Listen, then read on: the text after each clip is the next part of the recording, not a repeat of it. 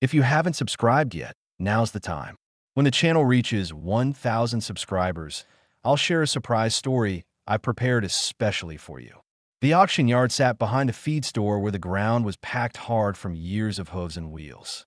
The air was thick with dust that didn't move even when the wind passed through. Men gathered close to the wooden platform, hats pushed low, eyes half shaded, waiting for the next lot. The smell was a mix of horses, sweat, and cheap tobacco. Someone was frying meat from a cart across the street, but the scent didn't reach this far. Clara Wren stood on the platform, her hands clasped tight in front of her, wrists red where the rope had rubbed earlier. Her throat felt dry, but she wouldn't ask for water. A cracked sign on the feed store wall, behind her read auction, all sales final. She looked at it once because it was easier than looking at the faces below. The auctioneer was a round man with a loud voice that filled the empty places between the buildings. A fine woman, strong back, healthy, just can't bear a child, he said, as if he were reading the weather. Laughter came from the crowd, low and sharp. Clara didn't move. She focused on the grain in the plank under her boots.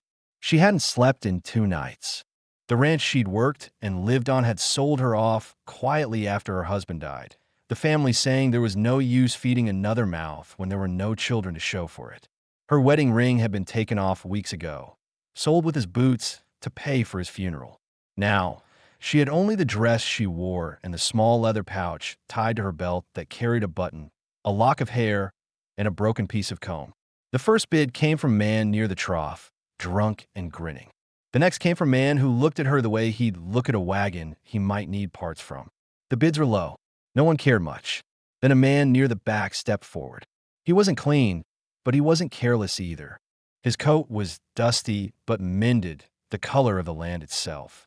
His hat was pulled low, and his eyes didn't slide over her like the others. They stayed steady. He spoke once, his voice quiet. $5. The crowd snickered. The auctioneer shrugged, looked around, then clapped his hands. Sold. The man handed over his coins without counting them twice. Clara looked at him. He didn't meet her eyes. He just said, "Let's go." They walked to his wagon parked by the hitching post. He lifted her bundle of clothes from beside the steps, careful not to touch her hand, and placed it in the back. The mule snorted as he climbed up. She followed, sitting on the far side. The seat was splintered and worn smooth where years of use had left it. They left town slow. The wheels rattled over the ruts, the sound steady, the kind of rhythm that made the mind wander. Neither spoke for miles. The man's name, she learned, was Elias Ward. He said it flat, like something he didn't use often. Used to work out by the border, he added. Army scout, then ranch hand. Now I keep to myself. Clara nodded, but didn't reply. Her mind worked through questions. Why he had bought her, what kind of place she was being taken to, but none of them felt safe to ask. She watched his hands on the reins, large, scarred, the nails short and uneven. He didn't seem cruel, but she had seen men change before. She stayed quiet. As the wagon climbed a ridge, the town dropped out of sight. The land opened, dry hills, thin grass, a few stunted trees holding on where water once ran. The air smelled of dust and sun-baked wood. She could see a windmill turning slow against the sky, a shape of a cabin beside it, and a fence that zigzagged like a scar across the valley.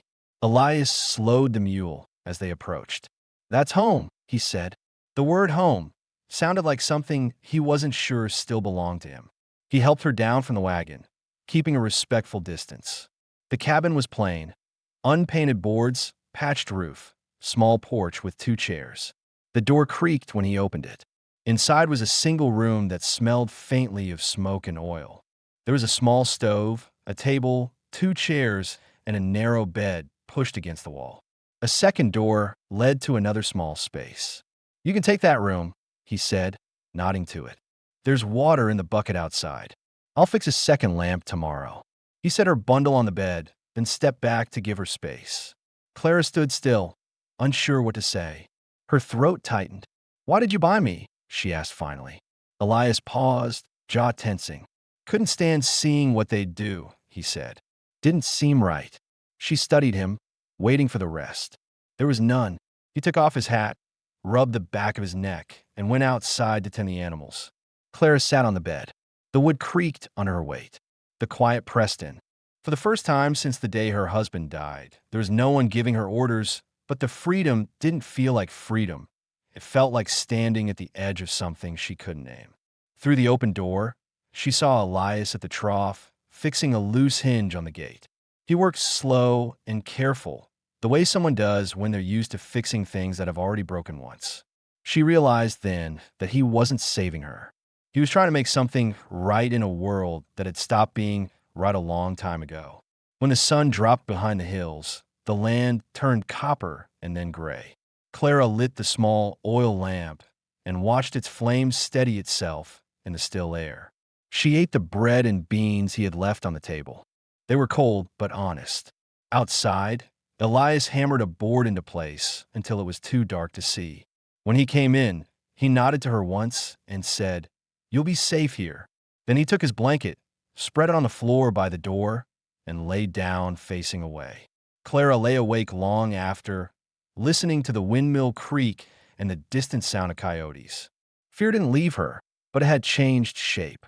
It was no longer fear of men. It was fear of what came next. Somewhere in her chest, under the exhaustion, a small thought settled. Maybe this was not the end, only another beginning she didn't yet understand. The next morning started quiet, the kind of quiet that made every small sound seem louder than it was. The kettle on the stove gave a soft hiss before boiling, and the floorboards creaked under Clara's bare feet as she moved through the cabin. The storm that had threatened the night before never came, and the air smelled dry again, sharp with dust and with smoke. Clara didn't know what time Elias had woken. When she stepped outside with the tin pot of coffee, the sun was already halfway over the ridge. He was by the corral, sleeves rolled, hands moving slow and sure as he checked a horse's hooves. He glanced over his shoulder when he heard her steps. "Morning," he said. His voice carried easily in the open air. She hesitated before answering. "Morning." She held the pot out a little. "Coffee's ready." He nodded, wiped his hands on a rag, and followed her back inside. The table was simple pine, nicked and stained from years of use. She poured coffee into 2 cups and sat across from him. The silence stretched between them, not heavy but uncertain, as if both were waiting for the other to speak first. Elias broke it. "You sleep all right?" "I did," she said, though she hadn't slept more than an hour at a time. The windmill kept turning. It helped. He nodded once, understanding more than he said. "It's old, but it keeps the place alive. Water from the well runs through it." Clara looked out the small window. The windmill spun lazily under the morning light. She wondered how long he had been here alone. "How long have you lived out here?" she asked. "For years," he said. "Maybe 5. Hard to tell after a while." He took a sip of coffee, eyes still on the window. "Before that, I worked with a survey crew near the border. Didn't stick. Needed quiet." She didn't ask what had driven him there. The lines in his face and the small scar that ran across his jaw said enough. She could tell he wasn't a cruel man, but he was someone who had seen cruelty and learned to stay out of its way. When breakfast was done, Elias took a small axe from beside the door. "Fence broke near the south pasture," he said. "I'll fix it before noon." "I can help," she offered, standing too quickly, surprising herself. He studied her a moment, not to test her, but to be sure she meant it. "All right," he said finally. "Bring gloves from Peg." They walked the fence line together, the sound of their boots crunching against dry earth. A hawk turned slow circles above them. The land stretched wide and empty, but not dead, just waiting. At the broken post, Elias drove the new stake into the ground while Clara held it steady. Her arms trembled from the weight, but she didn't complain. He noticed but said nothing. When the job was done, he looked at her with quiet approval. "Thank you," he said. She nodded, wiping the sweat from her forehead. "It feels good to work." He gave a short, honest smile. "Work keeps the mind still." They walked back toward the house. Near the porch, Clara stopped and turned. "Why is there no one else here?" she asked. "No ranch hands? No neighbors?" Elias's steps slowed. There were 2 men before. "Hired help. They left after the drought. I didn't ask them to stay." She waited. "You never thought about selling the land?" He looked at her then, his eyes narrowing against the sun. "A man gives up enough in his life. I won't give this to. The answer stayed with her. That afternoon, Clara washed clothes in a tin basin and hung them on the line behind the house. The water was cold enough to make her hands ache, but the task was steady, familiar. She watched the shirts flap in the wind and felt, for the first time in months, that her work mattered, even if only to herself. Inside, she found an old photograph on a shelf, two young men in uniform standing beside a horse. The edges were curled, the image faded. One of them was Elias, younger, eyes clearer, his smile small but present. The other she didn't recognize. She set it back exactly where she found it, careful not to disturb the dust line beneath it. When Elias came in later, the light behind him cut a sharp outline across the floor. "You eat yet?" he asked. "Not yet." He nodded toward the table. "I made stew." It was thin but warm. She tasted salt and meat, something rare out here. He didn't eat until she did. When she looked up, his gaze wasn't on her, but on the lamp flame between them. She wanted to ask who the man in the photo was, but she stopped herself. He had given her a place. That was enough for now. After supper, Elias stepped out onto the porch. The sky was wide open, stars sharp and scattered. Clara joined him, holding her shawl tight around her shoulders. The air had cooled fast. "Does it get quiet like this anywhere else?" he said. She nodded. "It's strange. The quiet. It'll stop being strange." She didn't answer, but the thought settled in her mind. Maybe silence didn't have to mean loneliness. Before heading inside, Elias said, "If anyone ever comes here asking questions, you stay in the house." "Understand." Clara felt a flicker of unease. Why would someone come? He hesitated. Old business. Nothing that matters now. But she could see in his eyes that it had mattered once, and maybe still did. That night, Clara lay awake again. The walls creaked softly with the wind. She thought of the photograph, of his warning, and of how he had looked at her when she offered to help. Something in him carried weight, the kind that didn't leave even after years had passed. She didn't fear him, but she knew enough to be cautious. Outside, she heard him move once, checking the latch, maybe looking at the sky again before turning in. It was a small sound, but steady, the kind that told her he was still there. For now, that was enough. In the stillness, she realized that what tied them together wasn't pity or debt. It was the simple fact that both of them had nowhere else to go. And for the first time, that didn't feel like failure. It felt like a beginning, fragile but real. The wind had changed overnight. By morning, it carried the smell of rain mixed with the faint iron scent of the earth waking after months of dryness. Clara stepped outside barefoot, her toes brushing the cold wood of the porch, and looked out across the valley. A low gray line stretched along the horizon, heavy and moving fast. She pulled her shawl tighter and listened. Somewhere beyond the hills, thunder rolled like a slow warning. Inside the house, Elias was already preparing for it.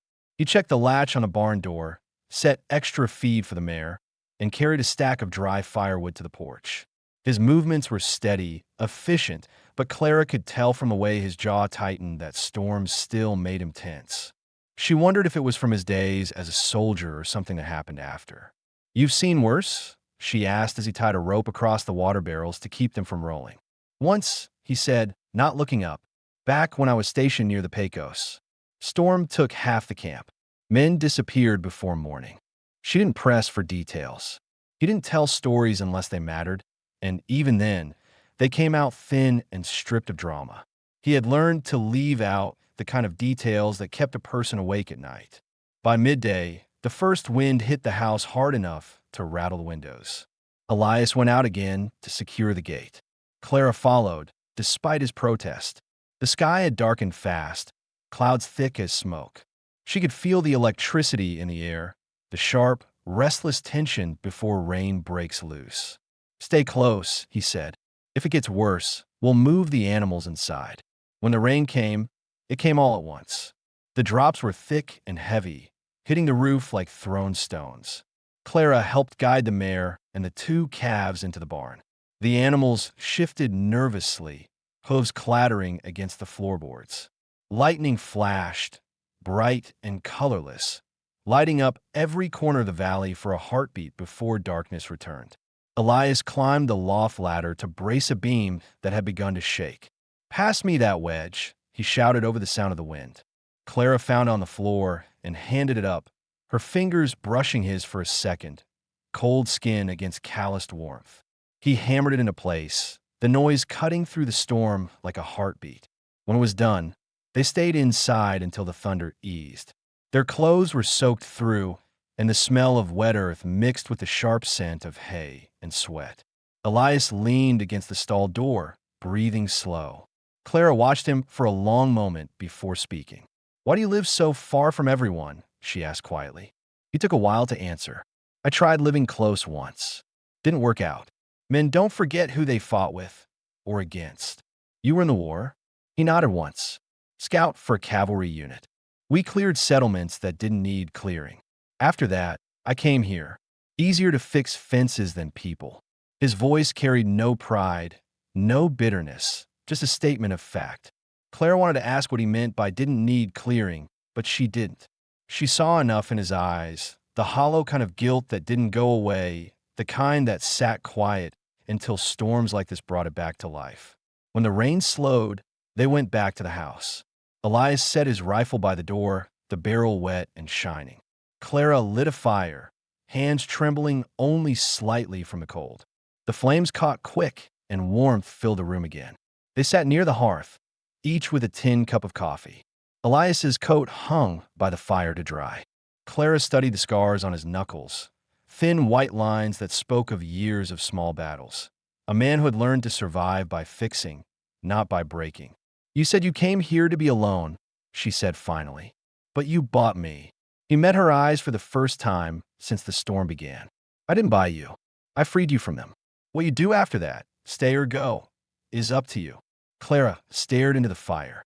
"And if I stay, then you stay." His tone was simple, without condition. The storm outside faded to a dull whisper. The roof dripped in steady rhythm. Clara pulled the blanket tighter around her shoulders and felt her pulse slow. The fear that had sat inside her since the auction began to shift. Still there, but smaller, less sharp. Later, she checked her small pouch on the shelf. Inside was the broken piece of comb and the button she had kept from her husband's shirt. She realized she hadn't thought about him all day. Not once. The guilt hit her, then passed like the echo of thunder far away. Before she went to her room, Elias spoke again, his voice low but certain. "If anyone asks, you're my hired hand. You can cook, so whatever you want. I don't need company. I need help running this place. That's all." Clara looked at him. She understood what he meant. He wasn't saving her, and he didn't want her gratitude. What he wanted was order, quiet, and the chance to keep living without making more mistakes. "All right," she said. That night, the house held its warmth. The windmill creaked outside, slower now, calmer. For the first time in years, Clara didn't dread the next morning. The storm had taken something with it. The sharp edge of fear, the constant sense of being unwanted. What was left wasn't peace, not yet, but something close enough to start with. She didn't know that Elias, lying awake on the other side of the door, was thinking the same thing. That maybe the worst parts of their past could lose their weight if they just stayed. Neither said it out loud. In this place, words were rarely what kept things standing. The act of staying was. Days passed without rain. The storm had cleared the dust from the sky, leaving the air sharper, cleaner. The land around the ranch began to show hints of green where runoff had pooled. The silence returned. Not the fearful silence of strangers, but the kind that settles between people learning how to exist without stepping on each other's ghosts. Clara woke before dawn most mornings. She liked the hour before the light came, when everything was gray and still. She'd light the stove, set the kettle to boil, and step out to the porch while the coffee bubbled. The valley stretched wide before her, dry but steady, like a promise. She'd come to learn the shape of this place, the way sound carried across it, the rhythm of Elias's footsteps as he started his day. Elias had stopped sleeping near the door. He now used the cot in the main room, close enough to hear if the windmill groaned again or the mare kicked the stall. He said it was practical. She didn't argue, but she also noticed the way he sometimes paused before speaking to her, as if testing his own words before letting them go. On the fifth morning after the storm, He told her he needed to go into town for supplies, fence wire, salt, and new hinges for the barn door. She hesitated before asking, "Can I come?" He studied her for a moment. "You sure you want to?" "I should see the town again," she said, her tone careful. "Not the same way as before." He nodded once. "All right, we leave after breakfast." The road into town was rough, lined with mesquite and the bones of old wagons left to rot. The closer they came, the more Clara's chest tightened. The last time she'd been here, she'd stood on a wooden platform being sold like unwanted stock. Now she rode beside Elias, her hands gripping the edge of the seat, the weight of eyes she imagined still pressing from every direction. The town was small, one street, a saloon, a blacksmith, a church that doubled as a schoolhouse. Children ran past in bare feet, shouting to each other. No one looked twice at her until they reached the general store. Then the whispers started. She felt them more than she heard them, like heat on her neck. Inside, the store smelled of flour and tobacco. The man behind the counter, gray-haired and polite, greeted Elias with a nod. "You're back early," he said. Elias placed a list on the counter. "Need wire, salt, oil, and coffee if you got it." The man started filling the order without question. Clara browsed the shelves, picking up a spool of thread, a small comb, a bar of soap. She hadn't bought anything for herself in over a year.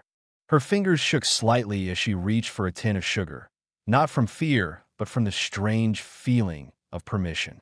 A voice behind her froze her still. "Well, I'll be damned." She turned. A man stood near the doorway, his face too familiar, the red scarf around his neck, the smirk that hadn't changed since the day of the auction. He was one of the bidders.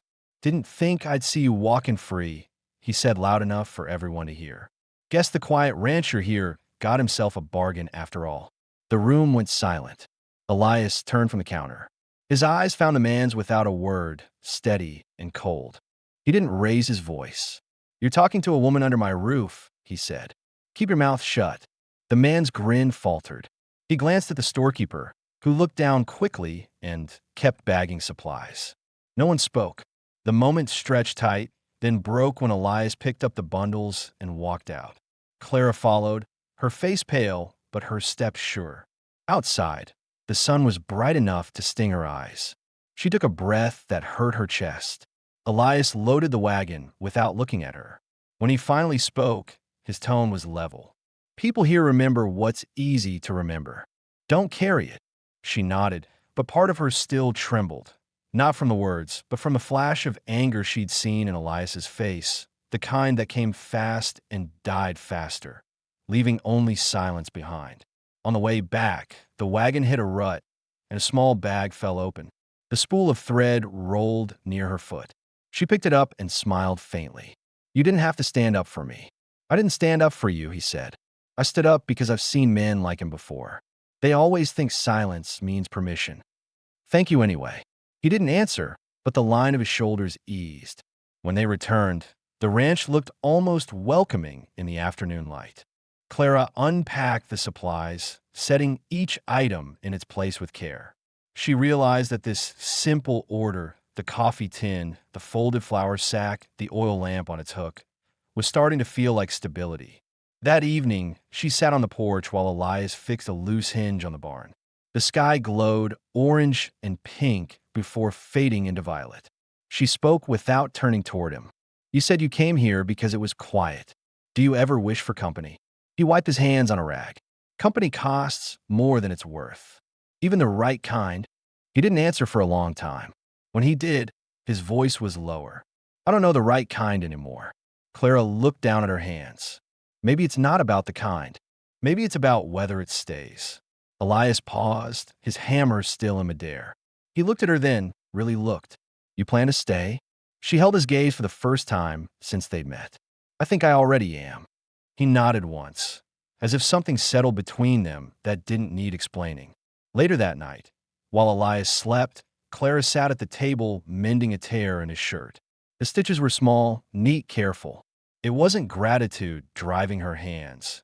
It was the quiet understanding that both of them were beginning to build something neither had planned for. When she finished, she folded the shirt and left it by his chair. The lamp burned low.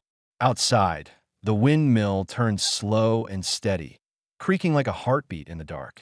The question that had lingered since the first chapter, why Elias had really taken her, what he sought in his solitude, no longer felt like something that needed to be asked out loud.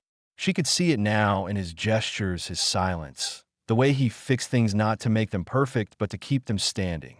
And in that truth, Clara found something she hadn't felt in years. The first real sense that staying might not mean being trapped. It might mean belonging. The heat came early that summer, the kind that slowed everything down. By noon, the air shimmered above the dry grass, and the flies clung to every surface that offered shade. Clara worked slower, conserving her strength, rinsing her hands in the basin every few minutes. The days had found their rhythm. Morning chores, mending, tending the animals, sharing meals in calm silence. But beneath it all, something quieter was forming. Elias had started to talk more, not about himself, but about the land, how the well had nearly gone dry 2 years ago, how the soil near the creek could still grow something if you gave a chance. He didn't speak like a man trying to impress, only to share. Clara listened. She began to understand that his silence wasn't coldness. It was habit, a kind of armor. One afternoon, she noticed him sitting on the porch sharpening a knife, the movement slow and practiced. His hat shaded his face, but his jaw worked tight. She had seen that expression before, when they passed the man in town, when storms rolled in from nowhere. It was his way of thinking through something without words. "You fix things when you can't fix yourself," she said softly, half to herself. He looked up, surprised but not angry. "That's so." She met his eyes. "You hammer, you mend, you sharpen. I've seen it." He set the knife down and leaned back in the chair. "It's better than drinking. Did you used to?" He gave a short nod. "After the war, for a while. Until I realized it didn't drown anything, just brought it back louder." The question she'd held since the storm slipped out before she could stop it. "What happened out there, Elias? Before this place?" He didn't look away. "We were sent to clear Apache camps near the border. Orders said they were raiders. Most weren't. Families, mostly. I followed orders. I was good at it." His voice stayed even, but the space between each word felt heavy. "When it was over, I couldn't stand the sound of my own name. So I came here." Clara didn't speak. She could see it in his face. The weight of a man who'd built his quiet not from peace, but from guilt. She wanted to reach for his hand, but she didn't. Instead, she said, "You've been paying for something ever since." He didn't deny it. "Maybe, but it's not just mine to carry." That evening, as the sun dropped behind the hills, Elias brought out 2 cups and poured the last of the coffee. They sat in silence, watching the light fade from gold to gray.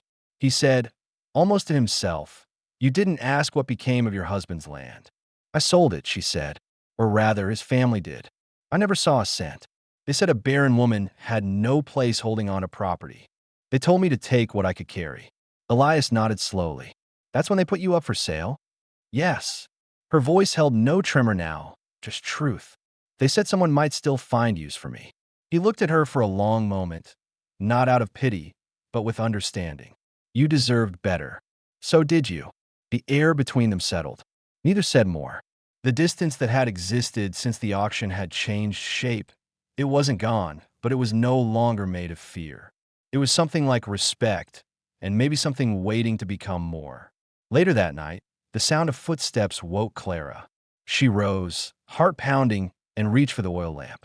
Through the thin curtain, she saw a shadow moving near the barn. Elias was already there, rifle in hand, his frame steady. When she joined him outside, he motioned for her to stay behind him. "Coyotes," she whispered. "Not this close," he murmured.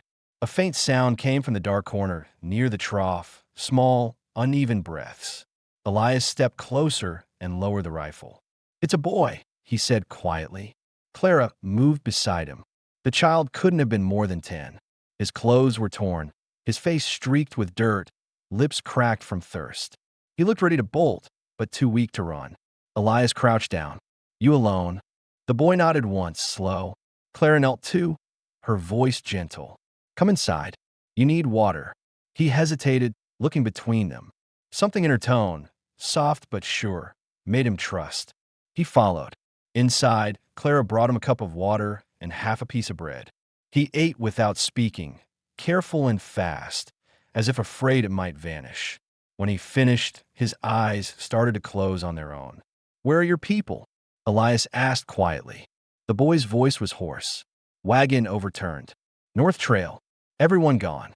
Clara's breath caught. "You walked here from the ridge?" He nodded. 2 days. Elias exchanged a look with her. There was nothing to say. They both knew what the desert did to people in 2 days. When the boy fell asleep by the fire, Clara covered him with her shawl. Elias set his rifle aside and rubbed his face with both hands. "What do we do?" she whispered.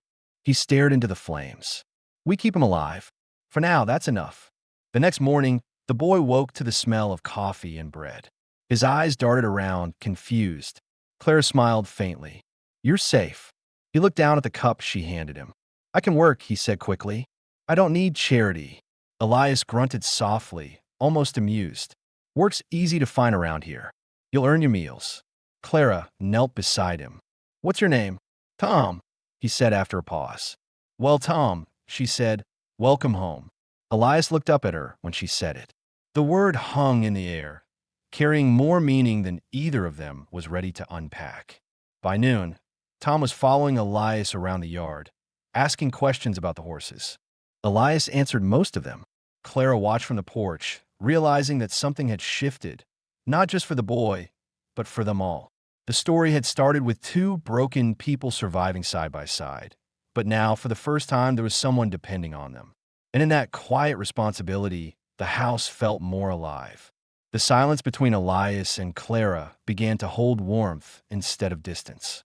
That night, after Tom had fallen asleep in the spare bed, Elias lingered by the door, his shadow long against the floorboards. "He won't have anyone else," he said. Clara met his eyes. "Neither did we." Elias gave a faint nod, his voice softer than she'd ever heard it. "Then maybe this time we keep him." The lamp flickered once, the windmill groaned, and the house, once a shelter for two strangers, began, without ceremony, to feel like a home. The days that followed settled into a new pattern, one that felt almost like a life beginning again. The boy, Tom, proved tougher than he looked. Within a week, he had learned the layout of the ranch, the chores, and which boards creaked in the hallway. He woke early without being told and followed Elias like a shadow, watching every move, mimicking his quiet discipline. It was the kind of obedience that didn't come from fear, but from gratitude too deep for words. Clara saw herself in him. The way he flinched at sudden noise, the way he watched people's faces before speaking. She didn't ask about his past again. He had already said enough. A wagon overturned, a trail gone silent. Nothing more needed saying. She let the gaps stay empty because some losses didn't belong to words. Still, the boy's presence changed everything.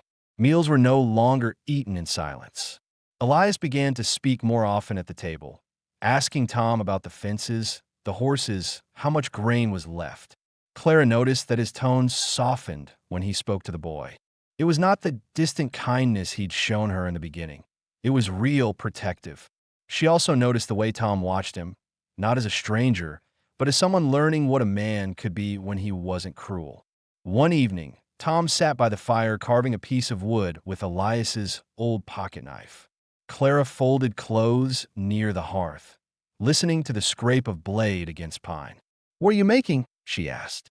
"A bird," Tom said, concentrating. "For the window. So it looks like something's always watching outside." Elias looked up from where he was patching a harness. "Smart. Keeps the sparrows off the grain." Clara smiled faintly. "And maybe keeps us from feeling so alone." The boy didn't look up, but his hand slowed. "I don't feel alone here." The sentence landed softly but stayed in the air long after. Elias's hands paused on the leather strap, and Clara's breath caught for a moment. It was the first time any of them had spoken about belonging as if it were possible again. When Tom went to bed, Elias lingered near the fire. "He reminded me of someone," he said quietly. "Your brother?" Clara asked, remembering the photograph she'd once seen of Elias and another man in uniform. He nodded. "Nathan. He was younger. Went east after the war." I got word he died of fever in Kansas years ago. Tom looks like him. Same eyes. She didn't know what to say. So she didn't. Some grief didn't need comfort, only acknowledgement. Elias stared into the fire for a while, then said, "If I'd had a son, I think I'd have wanted him to be like that." Not loud, just steady. Clara's eyes drifted toward the window where moonlight cut across the table. "You might have that chance now." He looked at her, uncertain how to take it. "You think that's what this is? A second chance?" "I think life keeps offering them. We're the ones who decide when to stop taking them." The room went still again, but it wasn't the same kind of stillness they had lived in before. It was fuller, carrying something unspoken but understood. The next morning, Clara found Tom standing near the barn, staring at the horizon. His small hands were clenched at his sides. "You all right?" she asked. He nodded but didn't move. "I dreamed about the wagon," he said quietly. "It was burning. I heard my mother calling me." She stepped closer, careful not to startle him. "Dreams can lie," she said. "Sometimes they bring back things that already let go of us." Tom wiped his face roughly with his sleeve. "I don't want to forget her." Clara crouched beside him. "You don't have to. You just have to keep walking." That's what she'd want. He looked up at her, uncertain, and for the first time, she reached out and placed a hand on his shoulder. It was a simple gesture, but he didn't flinch from it. She left her hand there until his breathing steadied. Later, when Elias came back from checking the fence line, Tom was sitting on the porch with a hammer in his hand, tapping nails into a piece of scrap wood to make a small frame. "What's that?" Elias asked. Tom shrugged. "Something to hold on to." Elias knelt beside him and helped straighten the crooked edge. "Then make it strong." In the days that followed, Tom became a part of everything, helping Clara with the wash, riding beside Elias when he went to town, feeding the mare at dusk. The ranch that had once been a place for silence was now a place of quiet work and shared purpose. Even the evenings changed. Clara began humming while she cooked. Elias sometimes joined in with a low whistle, out of tune but real. But not everything was easy. People in town started talking about the woman who lived with a man and a boy out on the edge of nowhere. One afternoon, the preacher rode out to check in. He stood on the porch, hat in hand, polite but cautious. "Folks are asking questions," he said. Elias stood in the doorway. "Then tell him the truth. We're just surviving." The preacher nodded, his eyes softening as he looked at Tom, sweeping the porch. "Sometimes that's the holiest work a person can do." He tipped his hat and rode off without another word. That night, Clara sat outside under the stars. Elias joined her, 2 cups of coffee in hand. "You think they'll leave us be?" she asked. "They will," he said. "Eventually people get bored of what doesn't break." She looked at him, then really looked. "You ever think maybe we're not just surviving anymore?" He took a slow sip before answering. "No," he said, and then after a pause, "I think we're living." The words were simple, but they changed something between them. Clara felt it. The shift from endurance to existence, from quiet necessity to quiet affection. The story that had started with pity and survival had turned into something built from trust, one small act at a time. That night, as the lamp burned low and the air cooled, the three of them slept under the same roof with the windmill turning steady outside. The valley was still, but it no longer felt empty. It felt like it was holding something new, something worth keeping. The questions that once lingered, whether Clara would ever belong, whether Elias could forgive himself, whether the boy would heal, didn't need answers anymore. They were living them. And in that life, simple and unspoken, each found what the other had lost, the quiet strength to stay. By late August, the air carried the heavy stillness that came before a season's turn. The days were shorter now, and the sun fell faster over the ridge each evening. The windmill's creak had become the rhythm of their life, a sound that marked time more reliably than any clock. The ranch, once half abandoned and silent, now looked lived in. New boards on the barn, a fence line straightened, a vegetable patch taking root near the porch. Tom had grown stronger.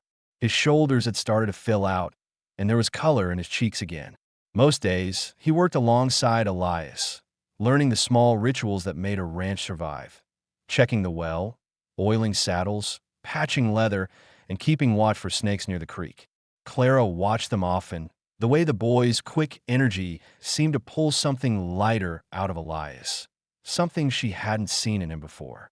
It was small things, the way he laughed once when Tom dropped a bucket into the trough, the way he began to whistle again while walking back from the barn.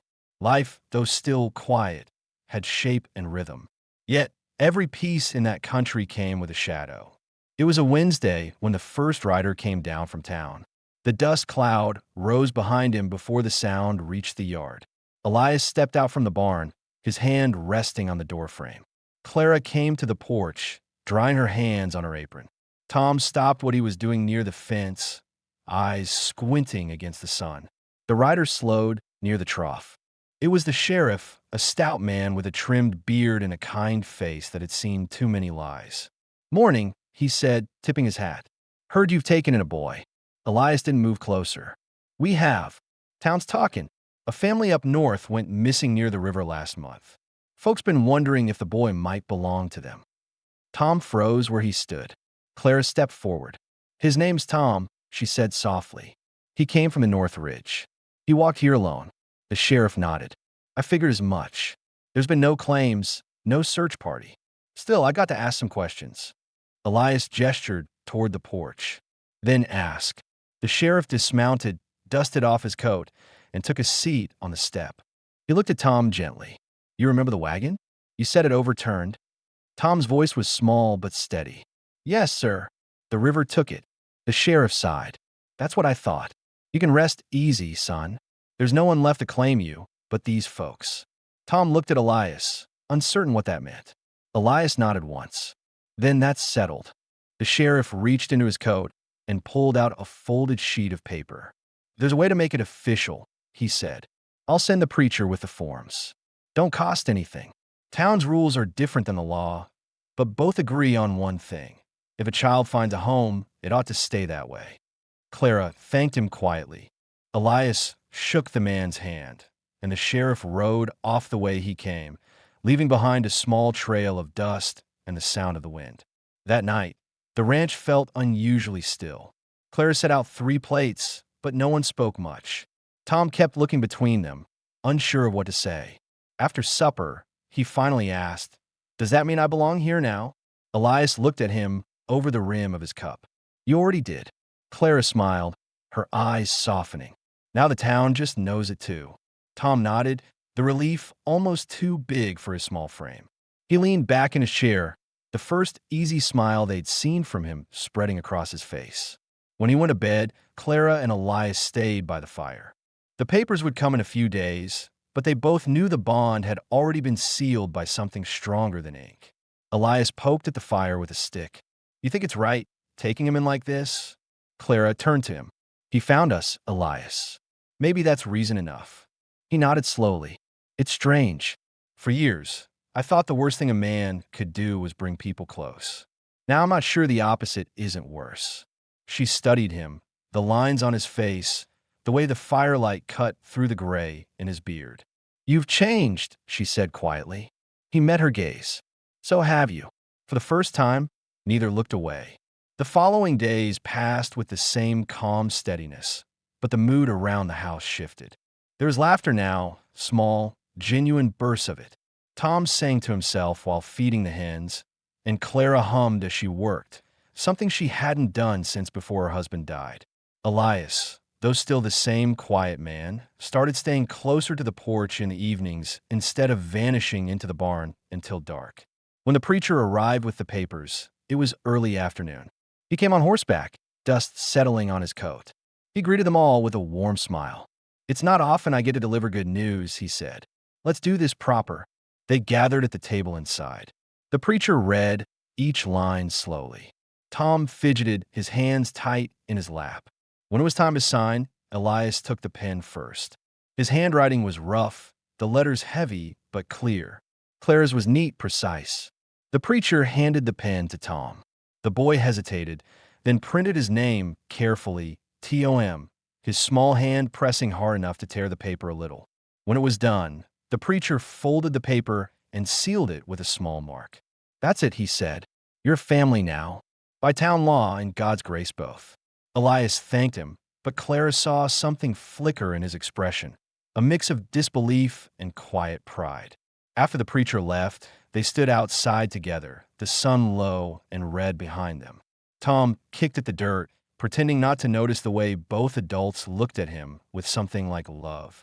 That evening, Elias sat on the porch alone for a while. The land stretched out before him, vast and unending, but for once, it didn't feel empty. He thought of the war, of the faces he couldn't forget, of the years he had spent punishing himself for surviving. Then he thought of the woman sewing by the lamp inside, and the boy who had learned to smile again. When Clara joined him, carrying 2 cups of coffee, he took one without a word. They sat in the dark, the air cooling around them, the night so still they could hear the windmill turning slow. "You ever think we were meant to find each other?" she asked. Elias didn't answer right away. "Maybe not meant to," he said finally. "But we did. That's enough for me." Clara smiled faintly. "That's enough for me too." From inside the house came the faint sound of Tom's laughter in his sleep, a boy dreaming without fear. The sound made them both look toward the window. For the first time, neither of them felt the weight of what came before. The past hadn't disappeared. It never would, but it no longer ruled the quiet. They had built something that would outlast it, something strong enough to stay. Autumn crept into the valley without warning. The evenings turned cooler, and the mornings carried the faint scent of frost. The fields around the ranch faded from gold to pale brown, and the windmill spun slower in the thinner air. Life had fallen into a pattern again, simple, steady, and full in its quiet way. Elias woke before sunrise, as he always did. He built the fire, checked the animals, and returned to the house to find Clara already at the stove. Tom sat at the table, half asleep, hair a mess, one boot on, one off. It was the kind of scene that would have once felt impossible to Elias, too ordinary, too peaceful. But now it was what he looked forward to most. When Clara set the bread on the table, Tom mumbled something about heading into town. Elias looked up from his coffee. "What for?" "There's a harvest fair," Tom said, waking up fully now. "Sheriff told me last time we were there. Games, pie contest, everything." Elias raised an eyebrow. "You just want the pie." Tom grinned. "Maybe." Clara hid a small smile behind her cup. "We could all use a day away from work. It's been months since any of us went anywhere that wasn't the general store." Elias hesitated, glancing toward the open window where the wind pushed a strand of curtain aside. For years, leaving the ranch had meant risk, questions, eyes, memories, but he saw the look on Tom's face and the quiet hope in Clara's. "All right," he said finally. "We'll go tomorrow." The next morning, they rode into town together. The wagon creaked under the weight of the baskets Clara had packed, bread, coffee, a few apples from the tree behind the house. Tom sat between them, humming a tune he'd picked up from the preacher's wife the week before. The closer they got, the more Elias noticed the difference in how people looked at them now. The stares that once carried judgment had softened into nods. Time and quiet consistency had done their work. At the fair, the sound of fiddles filled the air, and the smell of roasted corn drifted through the crowd. Children ran between the booths, laughter carrying on the wind. Clara walked a few paces ahead, her dress neat but simple, her hair braided. Elias found himself watching her more than once, realizing he couldn't remember the last time she'd smiled so easily. Tom tugged at his sleeve. "Can I try to ring toss?" Elias nodded. "Go on. Don't waste all your coins." Tom ran off, his laughter blending into the noise of the crowd. Clara stepped beside Elias, her voice low. "It feels strange being back here." He nodded. "You're not the same woman they saw that day." She looked around, the same street where she'd once stood on a wooden platform, the same buildings, the same faces, but it all looked smaller now, weaker somehow. "No," she said. "I'm not." They spent the day moving between the stalls. Clara won second place for her apple bread, which made Tom cheer as if she'd won a medal. Elias entered a shooting contest and won a tin of coffee, which he handed to Clara without comment. As the sun began to drop, painting the street in amber light, the three of them sat together near the edge of town, eating pie off paper plates. Tom spoke first. "Are we going to stay here forever?" Elias looked at the boy, then at Clara. You tired of us already? Tom grinned. No, just wondering if we'll always stay on that ranch. Clara's voice softened. Home isn't a place you change when it works. Elias nodded. We've got land, work, and peace. That's more than most folks ever find. The boy seemed satisfied with that. He leaned against Clara's arm, half listening to the fiddles starting up again. As evening fell, they rode back toward the valley. The light turned red across the hills, and the land stretched quiet and wide. Tom dozed off in the wagon bed, head resting against the basket. Elias glanced at Clara. You did good today, he said. So did you, she replied. You even smiled once. He chuckled. Don't spread that around. When they reached the ranch, the air was cooler, and the first stars had begun to show. They carried Tom inside and laid him on his bed. The boy stirred but didn't wake. Clara pulled a blanket over him and stood for a long time watching him breathe, her hand brushing his hair back gently. Elias leaned against the doorframe, arms crossed. You were made for this, he said quietly. Clara turned. For what? This life. The work, the quiet. The way you hold things together. She smiled faintly. Maybe I was broken enough to fit it. He stepped closer. No, he said simply. You were strong enough to stay. For a long moment, they just looked at each other, the firelight flickering on the walls, the sound of the windmill steady outside. The years of silence, fear, and survival that had brought them here didn't feel heavy anymore. They felt earned. When she finally spoke, her voice was steady. You ever think about what comes next? Elias nodded. Every morning. Then I go outside and decide to just keep going. That's enough. He thought for a second. It is now. They stepped out onto the porch together. The night air was cool, carrying the smell of wood smoke and dry grass. The horizon glowed faintly from the last of the sun, and for a brief second, it looked almost like the world was on fire again. But this time it was gentle, alive. Tom's laughter echoed once from inside as he rolled in his sleep. Clara leaned against the railing, arms folded. He's safe now, she said. Elias looked out toward the valley. So are we. Neither spoke after that. The silence didn't need filling. It was the kind that belonged to people who had seen enough of pain and found peace anyway. As the windmill turned slow in the distance, Elias reached out and set his hand lightly over Clara's. She didn't pull away. Together they stood watching the stars bloom one by one over the land that had nearly destroyed them both, but instead had given them everything they didn't know they needed. The past was still there, written into every scar and quiet pause, but it no longer ruled them. It had become a story that led to this one, a story about staying, about rebuilding, about love that didn't need words. By the time the fire burned low, the house had gone quiet. The ranch sat under the open sky, whole and steady, holding three souls who had found one another not by fate, but by choice. And for the first time in a long, long while, there was nothing left to fear, only morning waiting to come.